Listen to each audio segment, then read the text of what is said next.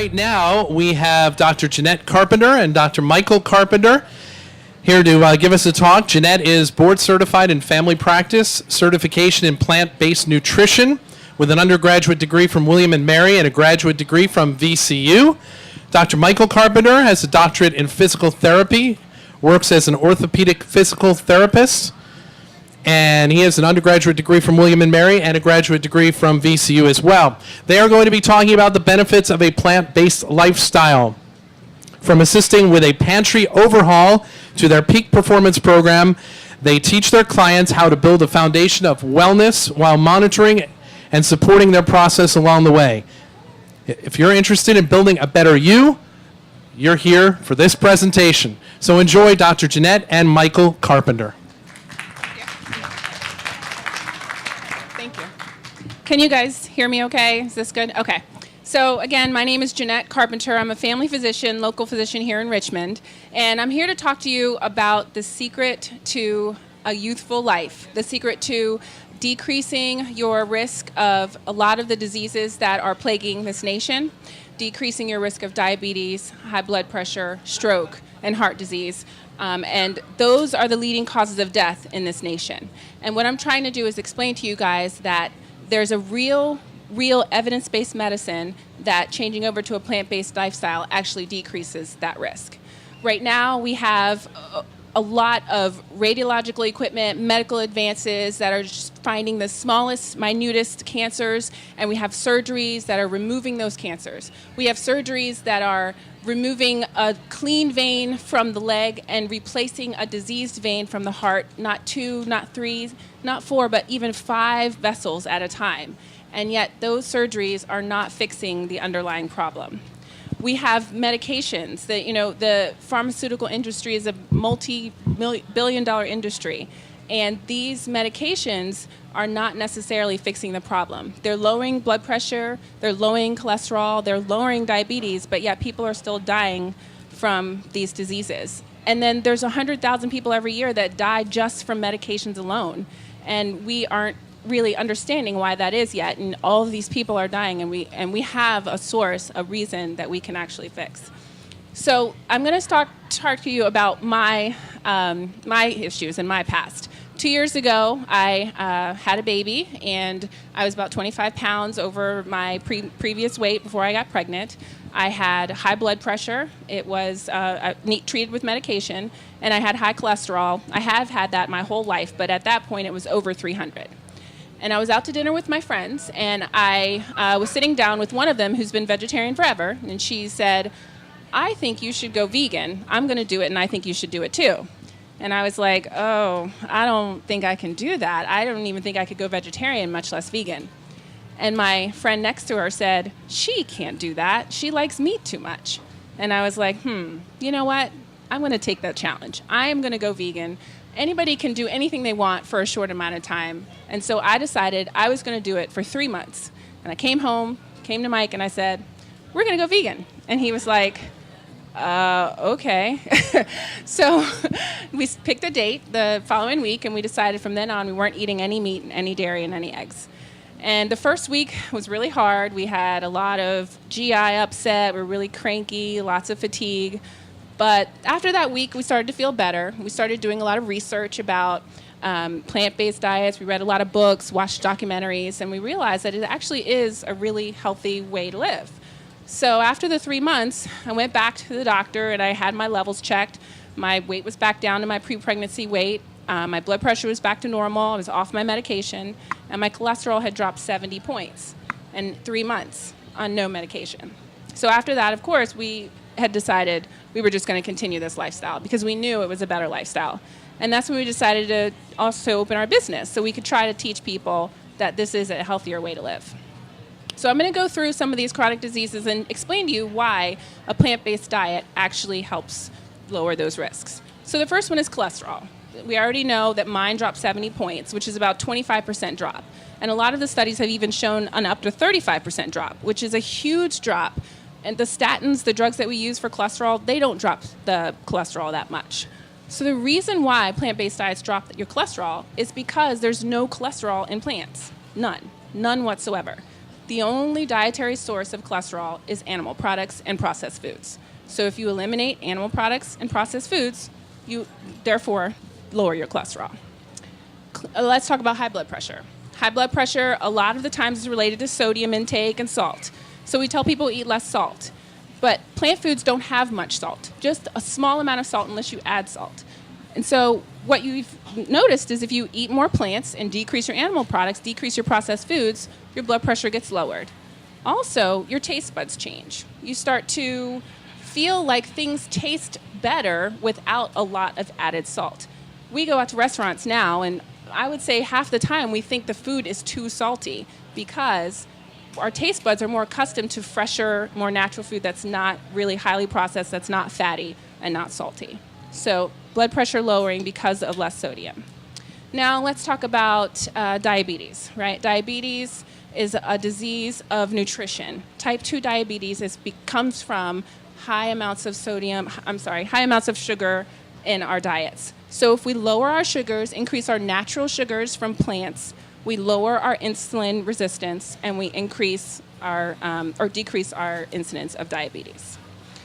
Heart disease. Heart disease is a major killer, and there have been studies out there that have shown that people that have quintuple bypass surgeries have been able to eliminate their heart disease, actually reverse it, if they switch over to plant-based diets. There were people that had the stents placed, and they switch over to plant-based diets, and those diseased stents actually open up and clear after they've been on plant-based diets. Now, cancer. Everyone's afraid of cancer, right? We all fear that one day we may end up getting cancer. And if you have a family history, it's even more of an issue. But you can really lower your risk of cancer if you consider switching over to a plant-based diet, because animal products have a lot of exogenous estrogen and a lot of steroids, and that is one of the risks of breast cancer. And animals now are injected with hormones to try to make them bigger, to try to make their milk produce more, and those hormones are now being ingested by us, and that is increasing our risk of breast cancer. So that's one way to lower your risk of breast cancer. Colon cancer. Colon cancer comes from a lack of fiber. There is absolutely no fiber in animal products. The fiber comes from plants only. So again, a very common theme, increase your plants and you increase your fiber and lower your risk of colon cancer. Another common disease is osteoporosis. Osteoporosis does not kill people, but the detrimental effects of osteoporosis, which is fractures, is one of the leading causes of morbidity and mortality in the elderly, the fracture of the hip. So if you can eliminate osteoporosis, you can decrease that. And how you do that is not by taking drugs that will increase your bone density. These drugs have now been shown to be worsening on our osteoporosis if you take them for too long. So actually, calcium intake is not the answer either. The answer is making your body more alkaline. Because when we eat a lot of protein, our bodies become acidic. And the acid actually has to be neutralized by our bones. Our bones have to leach out the calcium and actually neutralize that acid in order to make our bodies less acidic. And that is how the calcium is taken away from our bodies and our bones and causes osteoporosis. So again, plants will increase your alkalinity in your body and decrease the leaching of that calcium and decrease osteoporosis. So these are just some of the diseases that can be fixed, cured, eliminated with switching over to a plant-based diet. And now I'm going to have Mike to talk to you about the active part of being healthy. Well, that's the second punch of a plant-based diet. If you're going to do that and make the change to become vegetarian, vegan, or more plant-based, as we call it, to our clients, you want to make sure that you're supplementing it as well with being a more active person. The diseases that she talked about, the diabetes, the osteoporosis, heart disease, all of those things actually can be altered by being more active. As a physical therapist in the Richmond area for the past 10 years, I've noticed the majority of my clients could have prevented a lot of their injuries and a lot of their ailments just by being a more active society. Yes, I do see people who have been in accidents or falls or athletic injuries, but the majority of my clients with low back pain or shoulder pain, knee pain, if they had actually been more active, could have prevented a lot of it. I see a lot of patterns in the exercises that I end up giving those clients because there's certain patterns that develop when we have pain, especially with low back pain. Studies have shown just because with when you have low back pain, certain muscles in your stomach and in your back just shut off as soon as you feel pain. And those muscles are very key to actually doing things as far as movement. They have studies that have shown that even before I lift my arm, a certain muscle in my stomach should turn on to stabilize my back. So if that muscle is not working, I'm immediately going to set myself up for low back pain. Additionally, if we are sitting, like we all are most of the time in our lives now in a modern society, certain muscles get tight and pull on our back and cause us to have degenerative changes in our low back, which could have been avoided by certain stretches, by doing more active things in our life. Now, the American College of Sports Medicine and a lot of the other societies out there have recommended and pushed 10,000 steps a day. You've seen different companies push pedometers and those little things to measure your steps and say if you're doing 10,000 steps a day, you're going to be able to be healthy and be more active. That's a great start, but they've also done studies in the UK and the United States that have shown people who are getting 10,000 steps a day are still missing some of the cardiovascular benefits of exercise because they're not actually getting their heart rate up. And if you are getting your heart rate up and moving your body regularly each day, you will find the benefits that maximize the diet that Dr. Carpenter is talking about.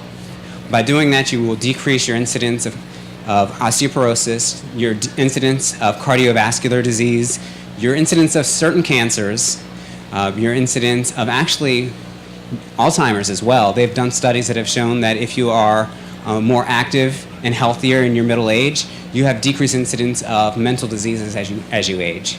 And the sad thing is what we've seen is the recommendations for people that are in their 70s, people that are in their 30s and 40s can't do. It's recommended that you're able to stand up from a chair, 10 times without using your arms. It's recommended that you're able to stand on one leg for 20 to 30 seconds without falling both sides. It's even recommended that a male 70-year-old should be able to do 10 push-ups without feeling labor fatigue. Now, how many of us can say that we can do that, on a regular basis? We might train, I'm going to go to it's January 1st, I'm going to go get in shape, and after the 2 months that we went to the gym, we might be able to do our 10 push-ups, or 20 or 30 or 40, but that's what they say a 70-year-old should be able to do. And if we're seeing people in their 40s and 50s that can't do that, in 20s and 30s as well, this is going to lend ourselves to a more deteriorated society that is feeling more pain, having more of these chronic diseases. And this is what we're trying to prevent by having the 1-2 punch of the plant-based diet, which is setting your body up for the correct fuel. Because if you're not fueling your body to do what it needs to do, it's going to run horribly. If you went out and bought, your ultimate dream car and then put in the cheapest gas possible, is it going to run well? That's what we're doing to our bodies every day. We're not going out there and doing the maintenance on our bodies, to do the activity, at least 30 minutes a day of cardio, including some strength training and flexibility. That is one thing that I am not seeing a lot of in the recommendations from a lot of the societies. They talk about getting your heart rate up and doing the resistance training to avoid the osteoporosis and increase strength and improve your core. But a lot of the studies that they've been pushing have not been talking about flexibility. And that's one thing that a lot of us are lacking. Stretching is not fun. Stretching is not something that I like doing, but it's something that I recommend to my clients all the time. And in order to do it myself, because I'm a runner, runners are notoriously bad at stretching. We only stretch a couple of muscles because they hurt when we run, just to make sure we can run again. One thing that I've done is try to take a yoga class, actually on my phone, once a week, just to make sure I'm doing some stretching. And from my personal perspective, something that Dr. Carpenter talked about in her talk, when she came home and said that she wanted to go plant-based, I was a little hesitant, but then we started doing the research and saw all the benefits. And personally, what I have seen, I did not have high blood pressure or high cholesterol, but I was trying to get back into being a more active person, listening to the talks that I was giving my patients, kind of taking that in internally. And getting back into running was a challenge because I was a collegiate runner. And what I found by being able to be plant-based and be able to actually follow what I was telling people, I've been able to train harder, have less soreness. I actually was able to compete last summer in several track and field meets, something I hadn't done in over 15 years since I stopped running collegiately. So I think that that's something that also has been beneficial from a personal perspective as you start to meet your goals when you actually put your health in front of a lot of things. It's something that we all do is put our health behind us and behind, all the other priorities in life. But at the end, what is more important than our health? And I think that's one of the reasons that we would like to impart that knowledge to all of our clients and to the world, hopefully, to make sure that everybody is hearing the benefits of a plant-based diet. Do you have anything to add? Do you guys have any questions? Yes?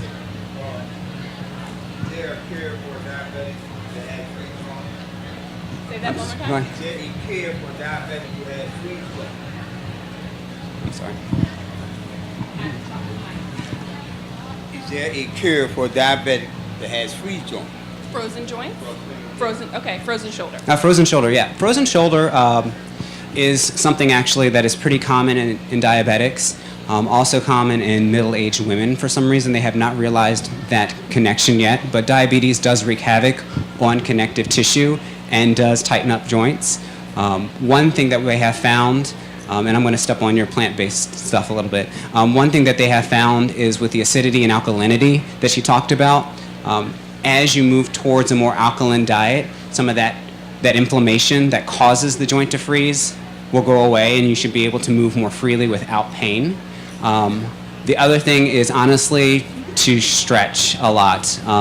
When patients come into my office and they have frozen joints, a frozen shoulder, or other things, we try to work on strengthening first because we want to get that joint a little bit more stable. Sometimes they froze up because it's unstable.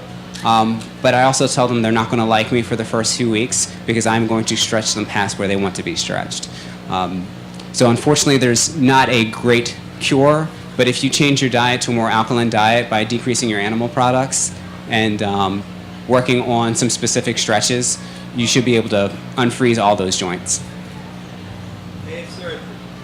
You had surgery? Had surgery, okay? Mm-hmm. I'm still no better. Yeah. Had surgery.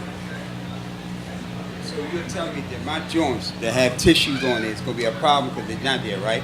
Mm-hmm. Is that what you're saying?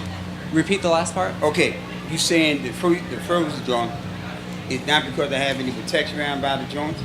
Well, you need to have a joint, in order for it to be healthy, has to be stable and mobile at the same time. So you need to train both of them. Sometimes, just like she was talking about with the medications, that it's not curing the actual disease process. If, depending on the surgery that they did, if it's a traditional frozen shoulder, the surgery that they do is they put you under and then they yank your arm up and you can't complain because you're not awake. If you had a different type of surgery, that's a different story. But if you're having what they call a manipulation, therapy or specific exercises is very important right after to make sure you get that mobility, because if the shoulder is kept in a protected position, it will heal back up in that same position and you still won't have the range of motion. Are you familiar with the term called scleroderma?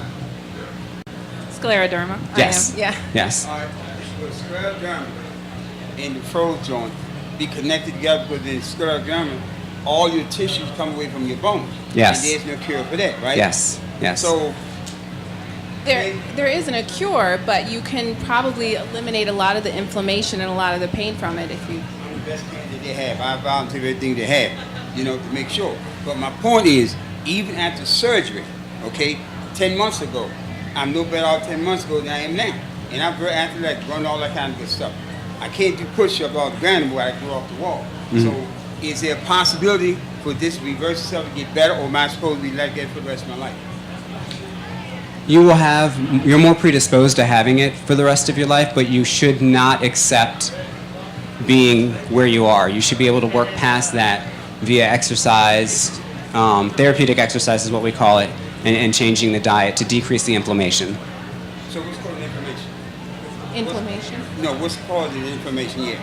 Do you have scleroderma? Yeah. So that is it's a rheumatologic disorder, and I didn't talk a lot about rheumatologic disease, but rheumatologic disease is a lot based on inflammation. Basically, what happens is your body tries to attack itself, and there's different ways that your body does that. In lupus, it tries to attack different muscles. In scleroderma, one of the things it does is it tightens connective tissue and tightens joints. And that's me. But you can't hear me? Get back. Get back behind the speaker. Anyway, I'm sorry. So, but my point is, a lot of that inflammation and a lot of the autoimmune disorder that's happening can be reversed or improved with a plant-based diet.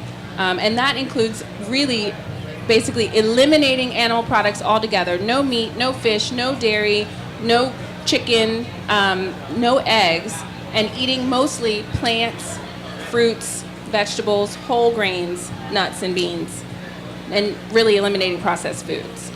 So I didn't actually tell you guys that. Yes. Who wants to? Yes, that includes arthritis. Yes. When you say processed foods, do you include whole grain breads? So you really have to look at the package to see what exactly you're eating, and just make sure that you're not eating things that have ingredients that you don't recognize. If you're eating a package of whole grain bread and it says whole grain, whole wheat, you're good.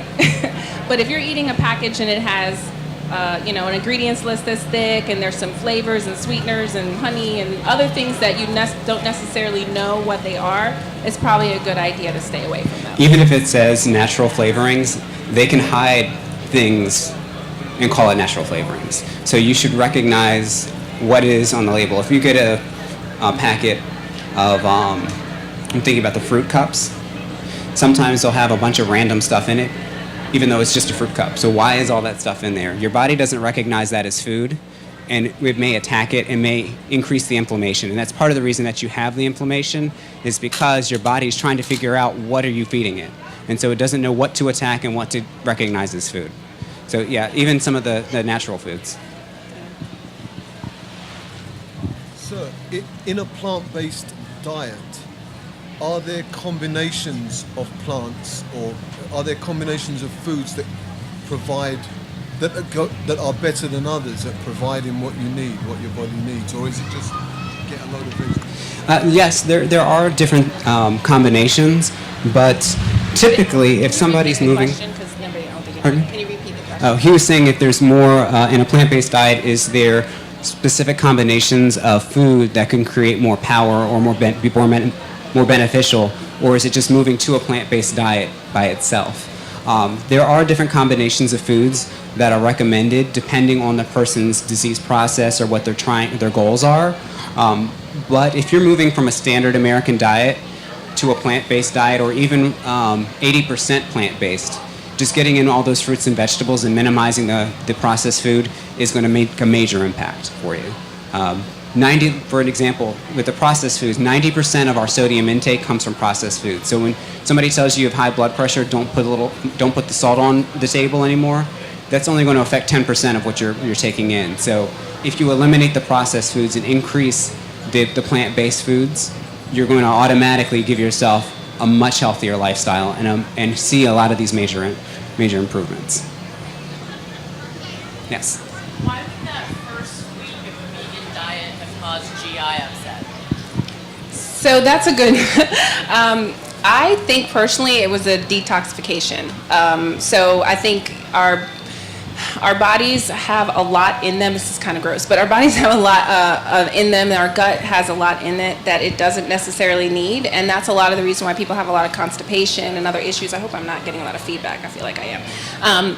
But I think once we switched over, there was basically kind of a cleansing and a detoxification, and so a lot of that was basically coming out. And I also think just because we increased a lot of intake of beans and fiber, that also kind of helps flush the system. So I think it was a detox. Yes.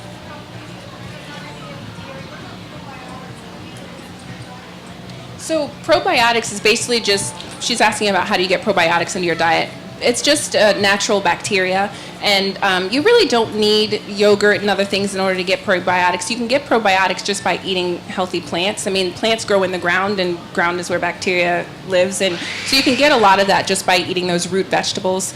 There's also supplements if you feel like you need to, although we don't really recommend a lot of supplements if you're eating whole foods, but there's certainly probiotics that you can buy over the counter as well if you need that.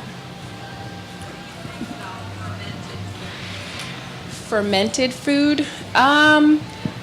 Did you ferment it?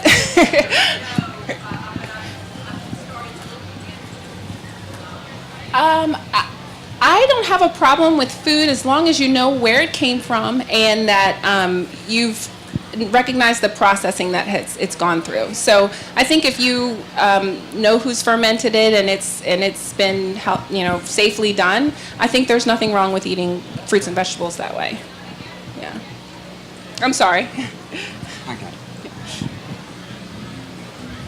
Getting back to the physical wellness that you were speaking of, my father is 82 years old. He's had a heart attack, 2 knee replacements, and he's extremely sedentary. And I've been trying to get him to move and do. Now he's having back problems, and they want to do surgery on an 82-year-old man. So I asked them, I said, did you ask your doctors, any other alternatives, anything else you can do? What can he do? Because I'm just livid. I mean, because I don't think they need to be doing surgery on him or something he can do to relieve the pain in the meantime. But I told him a few years, I said, you don't start moving. Once the therapist left, he sat down. That's how it works. So my thing is now, and this is what caused that, I'm sure, because you mentioned that about, if you don't move or something. Right. So what can he do possibly to alleviate the surgery or maybe help him have some relief until the surgery is done? He just got this diagnosis this week, so. Well, anytime that a person is has surgery mentioned as an option, I would always recommend that they ask their surgeon if they could have some type of therapy beforehand. Unfortunately, sometimes that's ruled by insurance whether they do or do not get it. And that will take us on a whole new tangent of stuff that I don't think this talk is appropriate for with insurances.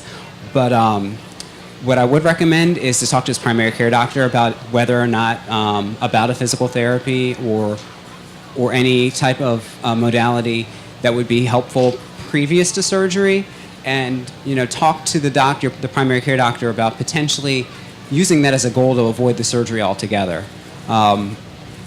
It sounds like with the knees and the back and everything else, it could be a combination of things that's causing that. The sedentary lifestyle is going to cause a lot of problems.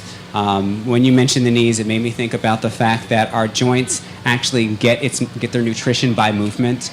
Our joints don't actually have a blood supply within them, so the way that we get nutrients to the joint surfaces, or the cartilage, as it's called, is actually through movement. You may have noticed that if you don't move for a while, you get really stiff, and then you start to move and it starts to feel better. It's not just that their body needed to move because you were in one position for too long, it's because those joint surfaces didn't get nutrition.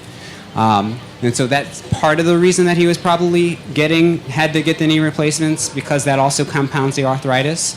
But I would think that you would want to talk to the doctor about a physical therapy, because it could be something that could avoid surgery altogether, especially with somebody of that age, as well as because it could be just a disease process that could be healed by somebody gaining some strength in their core muscles.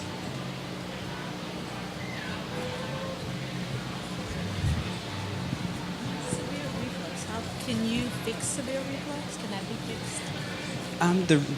fixed? Severe reflux. That's more. Reflux? Is that what you're asking about? So reflux is basically when we eat food, and that food goes down our esophagus and into our stomach, and then there's either a weakening of the connection between the esophagus and the stomach, and that food either comes back up or acid comes back up into our esophagus. And long term, that actually can cause really deleterious effects. It can even lead to esophageal cancer. And so it's really important to decrease that. So some ways that aren't related to food is, one, don't lay down after you eat, right? Eat and sit up for at least 30 minutes to an hour. Certainly don't go to sleep right after you eat, because all of that can kind of reinforce that food coming back up. There's certainly a lot of medications, although you don't need medications to fix reflux. You can certainly do that with just changing your diet. A lot of dairy products can increase reflux. I can't hear you. Alkaline foods. So basically, plants plants have all are all alkaline, and I can go through the details of the plants, but really they really are all alkaline. Some of even the citrus fruits you might think of as they're acidic fruits, they really aren't acidic. They're actually alkaline. So it's really important to get a range of colors, a range of fruits and vegetables, and that will actually help your reflux quite a bit. All right. That's okay. Has there been a study between plant-based diets and menopause symptoms? I haven't seen a study myself on plant-based diets and menopause, but I have had patients that have had switched over from plant-based diets or to plant-based diets and have seen a huge improvement in hot flashes and have felt a whole lot better with switching over. So I haven't personally seen a study yet, but I know from experience with patients that it does help. So I think honestly depression is improved by changing your diet extremely. I think everything is, honestly, but certainly depression plays a huge role, and then obviously the exercise as well. Yeah, and with depression and exercise, they've actually done studies that have shown that getting some cardiovascular exercise daily can be more beneficial than some of the prescription medications. And those are in scientific journals where they've done, clinically depressed individuals, have them exercise versus the same people being on their prescription medication, and they actually were less depressed after they got physical activity. So being on that diet and getting more active can play a huge role in depression and other mental.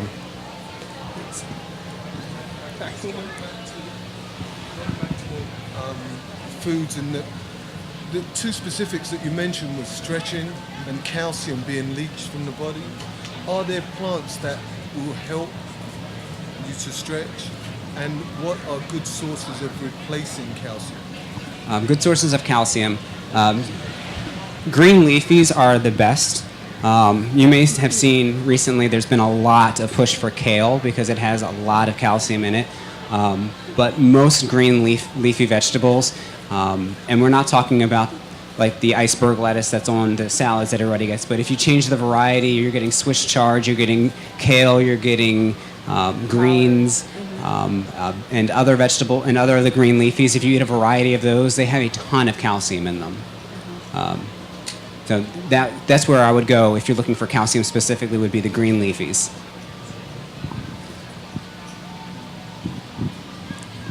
So when you guys started this talk, you said it was a result of when you had a baby. Yes. So you have approximately a two-year-old-ish? How How does that work? Yeah, how's it working? We have two, yes. Awesome. So Two yeah, children. just curious, how's that working with raising a child? Yes, so it is challenging, I will say, because I think kids in general are picky. And so it is challenging to get them to eat the food when it looks like it's just vegetables on the plate. So we do have to sometimes hide things in their food. We made salsa yesterday, so it looks like it's just salsa instead of tomatoes and onions and basil, So you have to sort of be inventive with the kids. We are not super strict with them, only because we aren't the only ones who feed them. And so we have family members and schools and things, and so we aren't super strict with our kids, but in our home, we don't have any animal products, and so they eat what we eat. And if they don't want it, they don't eat. But we do eat some good things. We make banana ice cream, and they love ice cream, and it's just bananas. And so they, you just have to make it a little bit more fun. Speaking of kids, what can you tell me about vegan pregnancy? There's no difference, really, honestly. I honestly think it's healthier to be vegan when you're pregnant, you know what I'm trying to say. So I do think it's probably a good idea to take a prenatal vitamin, just because I think everyone needs that extra folic acid and everyone needs the extra vitamins when they're pregnant because they are carrying a child. But there's really no difference. You don't need a whole lot of protein when you're pregnant. You don't even need a whole lot of protein when you're nursing either, honestly. The studies now say you only need 10% of your calories from protein. And so that's the big thing that most people fear when they switch over to being vegan, is that they're not going to get enough protein. But we as a society, I think, eat too much protein. And so being pregnant or being being breastfeeding, you don't really need as much as they say. I don't think there's anything wrong with eating soy. I would just watch the type of soy and just make sure that you're eating organic soy. There's a lot of soy out there that's genetically modified. And so you just want to make sure that you are eating organic soy that came from soybeans and not kind of the tofurkey thingies that are in the food cases out there, because we don't necessarily know what they are made from. So. And I think that's one of the challenges when a person tries to go to the plant-based diet. All they see out there is soy, soy, soy, soy, soy, and you can get overloaded with anything. If you ate the same thing every day, no matter what it is, you're going to have problems because you're not getting the variety. So if you are trying to get protein in your diet when you're plant-based, don't necessarily look for soy as the only answer, and don't look at it as the only way to get substitutes. Like if you're trying to go to the substitute meats or anything like that, that's kind of like a tradition, the transitional diet that a lot of people go to. That's where you get into that soy problem. There's plenty other ways to get the nutrients that you need without having to overload with soy. And nowadays we're way more we're luckier because we have many varieties of ways to get like soy milk now. There's almond milk, there's hemp milk, there's so many other ways to get it so that you don't have to overload with soy, which I think is something that a lot of people had to do years ago when there weren't as many products out catering to this lifestyle. I'm a semi-vegetarian, and since I've been that, I'm borderline anemic. Okay. So how do I fix that? So I'm going to try to go this way and see. We're talking about anemia and the fact that she's semi-vegetarian and has some problems with that. So anemia comes from a lack of iron, and if you eat plants that have iron, you won't have as much problem with anemia. So plants that have iron, same thing as the plants that have calcium. Green leafy vegetables and a lot of the cruciferous vegetables also, like broccoli, they actually have a lot of iron in them. So I would just suggest eating more plant-based foods that have iron in them, and you'll increase your hemoglobin, and your anemia will improve. So, yes. Sort of an open-ended question, but why do you think there aren't more pro plant-based diet messages in society? Because it's hard. I really think it's hard, and our society is not pro plant-based, and so that makes it hard. I mean, I can't. I work in an office right now with 7 other doctors, and I'm the only vegan/vegetarian, and they think I'm crazy. And I, will go to get food, and they say, "Why don't you just take a statin, and then you don't have to worry about not being able to eat this great food?" And I think it's easier to take a drug and eat what you want, and that's why the messages aren't there. But the bottom line is, in the long run, it's really not healthy for us, and we're going to get to the point where we're 80 and we have had multiple surgeries and multiple issues, and we're probably going to wish we had made those changes before, or we're just going to be suffering, and you don't have to. So I agree. The office that I work in, most of them have attempted to be plant-based at one point or another since I have been, because they've seen the changes, the positive changes, and they make a comment every time they're not eating the correct thing in front of me, and I do not correct them. I am kind of like, this is me, I'm going to do me, and you do you. Unless you're a client, then it's my business. But they all have that challenge. They all have a particular thing they crave, and I don't think that anybody should not give in to a craving per se, as long as you know that the rest of your diet is healthy. And I think that that's one of the problems that a lot of people see when they go to that plant-based diet, or when they see the messages about plant-based diet, is that they think, I'm giving up everything that's good for the rest of my life. Well, no, there's a lot of stuff that's good in the plant-based diet, but if for some reason you just have to have a chocolate chip cookie, and there's no chocolate chip cookie except for this chocolate chip cookie that you love, eat it. Because otherwise you're going to focus on it and be unhappy because you didn't eat that chocolate chip cookie, or you're going to focus on it for months at a time and then binge on it. I'd rather you have one or two every few weeks to keep yourself from having those cravings than binge on it and have, a case of them. Because, and then go on a whole binge of a month of eating only chocolate chip cookies. Or give up altogether. Yeah. Which is what It's kind of pick your battles. And I think that's part of the challenge, is because it's either the messages that we have seen have been all or none, and it kind of depicts that gray area needs to be depicted and defined a little bit better for people. You say anything about distilled water? About what? Distilled water? Okay. Hello, my name is Prince. I just want to talk about distilled water. And distilled water is the stuff we're supposed to be drinking, because the chlorine and the fluoride that they mix in the water, even if you try to purify it, it's still there. So distilled water is it's pretty much removing the chemicals by heat. So the steam that's leaving, they collect that steam, and that's the water we're supposed to be drinking. And you can take a vitamin to get the rest of the minerals, but sea salt, Himalayan pink salt, that's the salt that's in the seawater that's good for us. Like you were saying, I like what you were saying, that don't keep yourself in bondage. 80% of my diet is vegan, 20% is whatever I want, but I still be mindful of the foods I want. Besides that, the acid and the alkaline thing is true. I've been studying dietetics, and they never taught me that. So the government controls everything that's taught to you. And medical doctors, their curriculum doesn't have anything about nature, because everything around us is nature. So that's truly our medicine. I've been a pharmacy tech for a year, and everything is medicine, chemicals, and the chemicals itself is acid.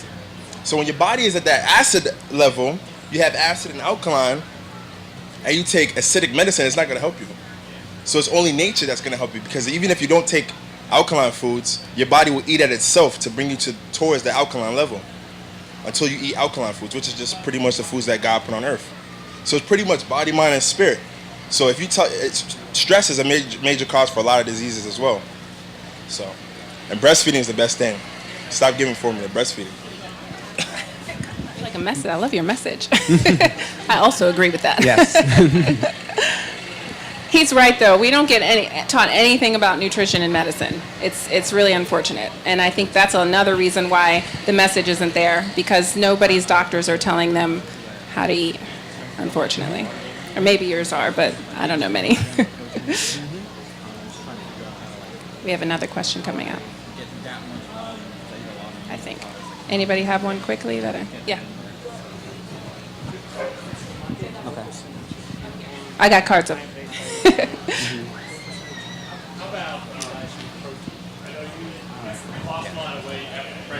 Right.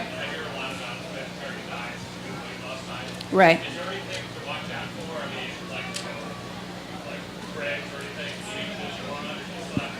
No, you still have to watch out. That's a big myth, is that, oh, you're vegetarian, you're going to lose weight. The average vegetarian is about 15 to 30 pounds lighter than the average non-vegetarian. However, They also live 7 years longer on the average. they also live longer.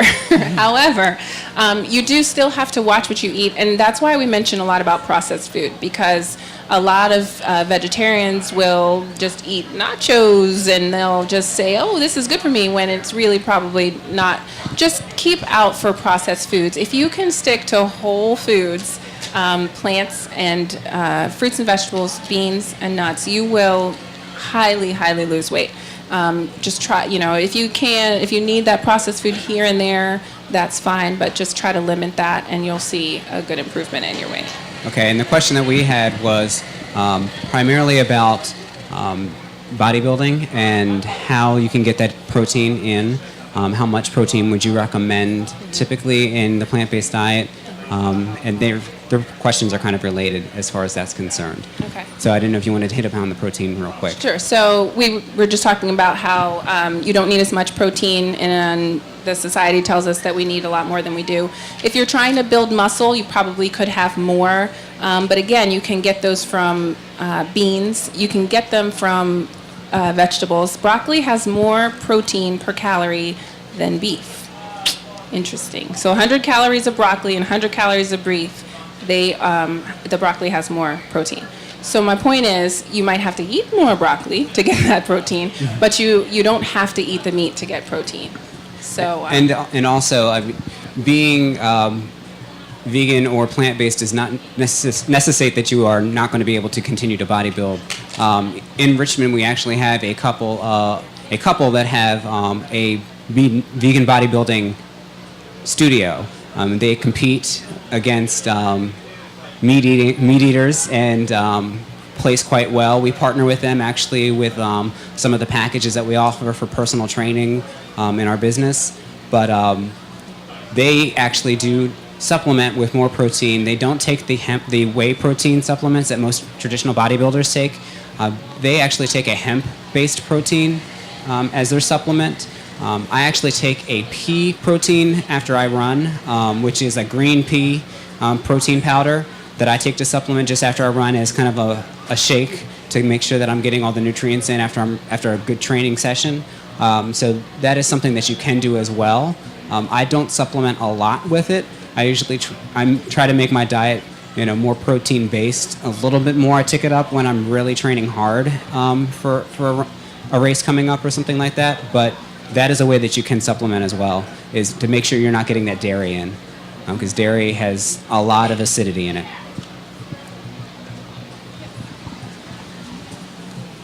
Can you say something about cooked versus raw vegetables? So, cooked versus raw vegetables is the question. You should go raw as much as you can. I mean, there's no question that cooking food takes away from the nutrient value of the food. So the more raw you can be, the better. That being said, if you cook, low heat is always best. Certainly less oil is going to be better for you. But the more raw, the better. I can go there. You can go. Mm-hmm. I thought, did you have a question too? Mike?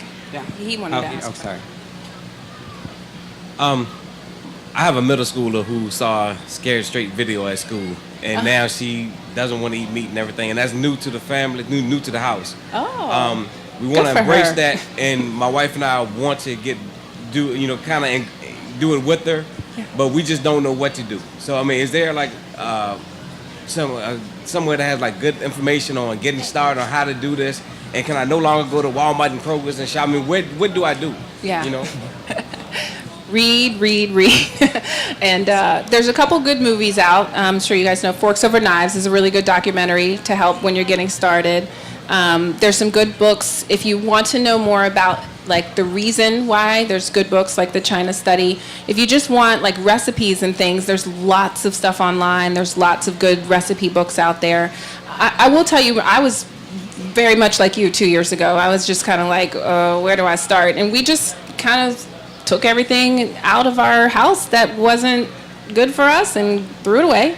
And we just ate what was in our house. And then we would just kind of start buying things that looked interesting. We got rhubarb the other day. We don't know how to cook rhubarb. We just looked it up online, So we just kind of started experimenting, and we kind of just randomly went.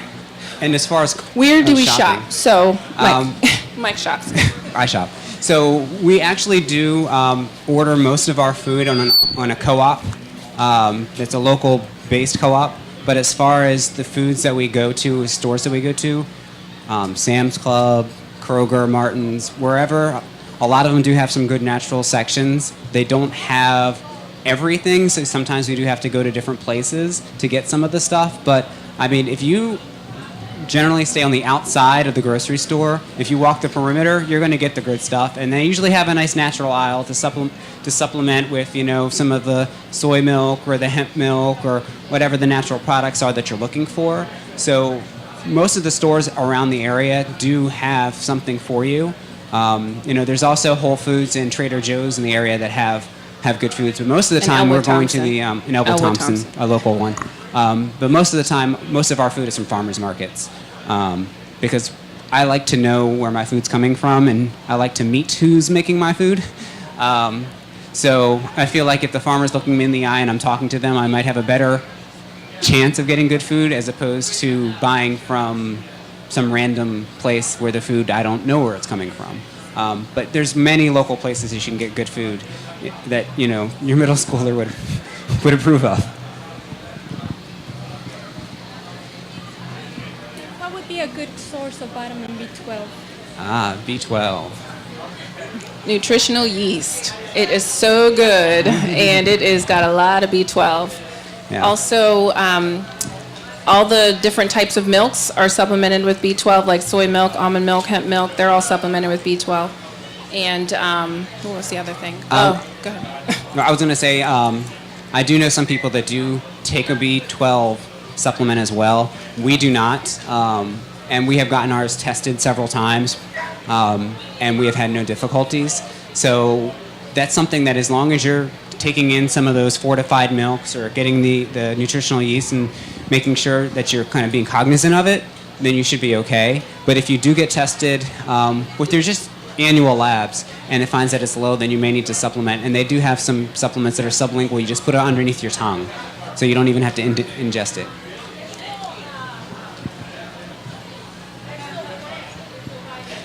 Yeah. Well, and there's actually no animal that provides B12 either. B12 comes from dirt. It comes from the bacteria that's in the ground. And so the B12 doesn't necessarily come from the plants, but it comes from the dirt that the plants came from. So you can technically get B12 from plants. It doesn't always come from animals. So.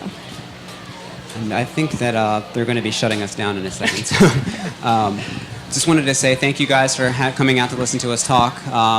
There's some information on us and our business. If you want to contact us or email us, please feel free. There's also a sign-up sheet if you'd like to get information. We do have a newsletter and a blog. Have you read the book?